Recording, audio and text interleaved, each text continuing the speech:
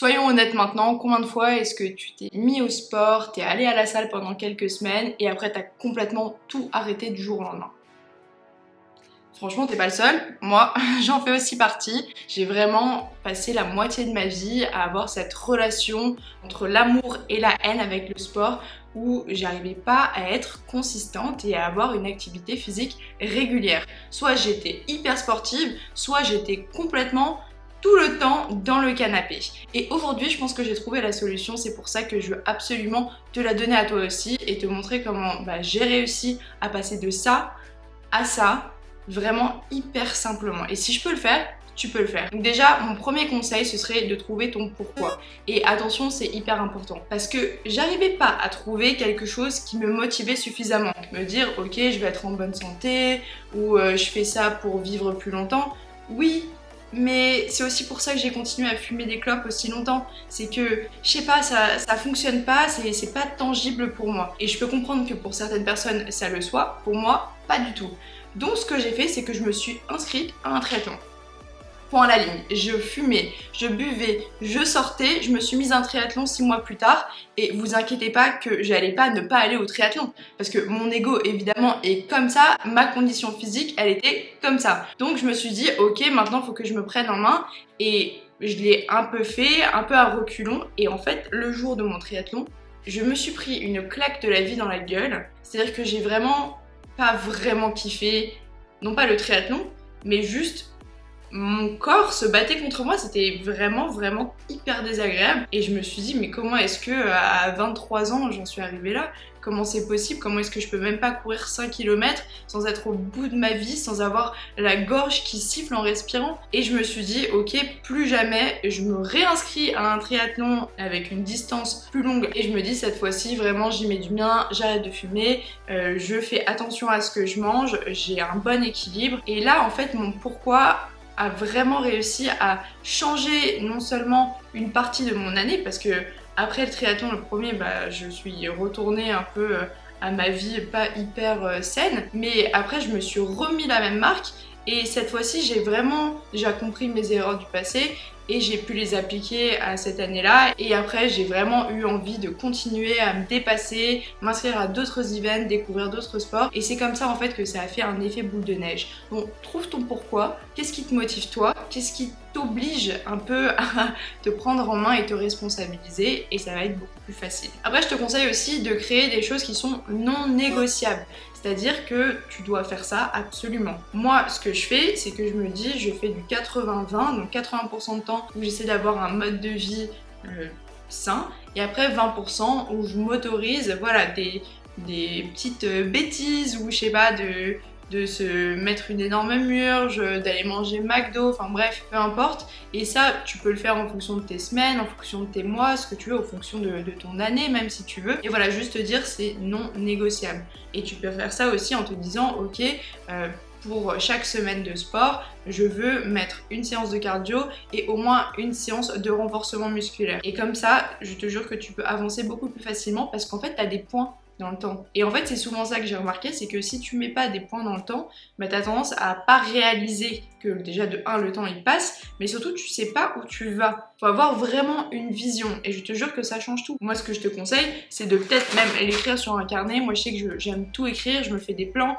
j'ai fait plusieurs vidéos sur comment je me fais un vision board, j'ai fait une vidéo comment je fais mes programmes de sport, donc je t'invite à aller voir parce que moi maintenant c'est incontournable pour moi, je me vois pas ne pas écrire tout ça et ça me permet de vraiment à chaque fois y retourner et voilà, me re-immerser en fait dans ça, dans mes objectifs. Ensuite, il faut que tu changes ton identité. Ça paraît un peu intense, mais écoute-moi. Ne sois pas la personne qui dit je vais. Sois la personne qui dit je suis, je dois. Point. Et ça, je l'ai lu dans un livre de développement personnel, Atomic Habits.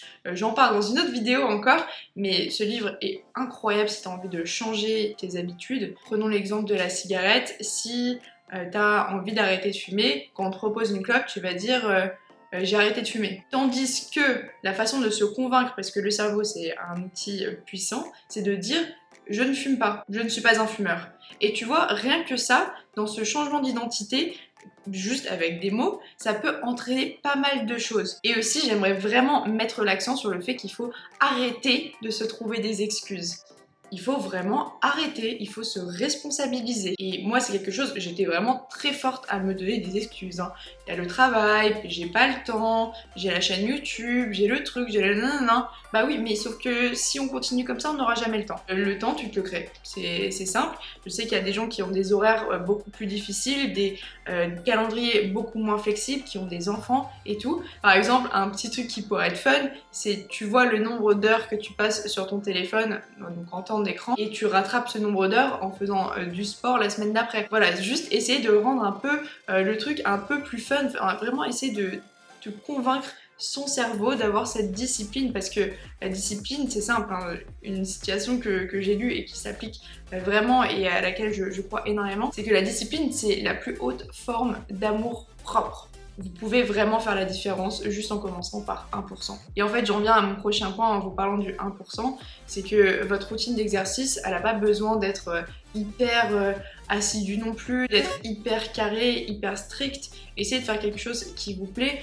Moi, je vous conseille déjà de mettre au moins une séance de renforcement musculaire, parce que la santé des os, la santé des muscles, c'est quelque chose qui va vous aider. Quand vous serez âgé, peut-être que ça vous aidera à avoir moins de rhumatisme, à être plus mobile. Donc il n'y a aucune raison de ne pas investir sur sa santé, sur sa prospérité, et aussi juste se dire que si je reste plus longtemps en bonne forme ou même juste en vie, c'est du temps que j'ai en plus à passer avec mes proches. Donc voilà, juste essayez vraiment de vous mettre ça dans la tête. Et aussi, donc la règle du 1%, j'y reviens, c'est que t'es pas obligé de commencer et courir un marathon. Peut-être que c'est beaucoup trop dur pour toi, que t'as pas fait de sport, que t'es rouillé, que t'es peut-être en surpoids, mais juste faire les 1% chaque jour, c'est-à-dire si tu marches pas, juste te dire ok, je vais marcher 5 minutes. Et ça commence comme ça. Tous les jours, tu te dis je vais marcher 5 minutes. Aujourd'hui, au lieu de prendre les escalators, je prends les escaliers.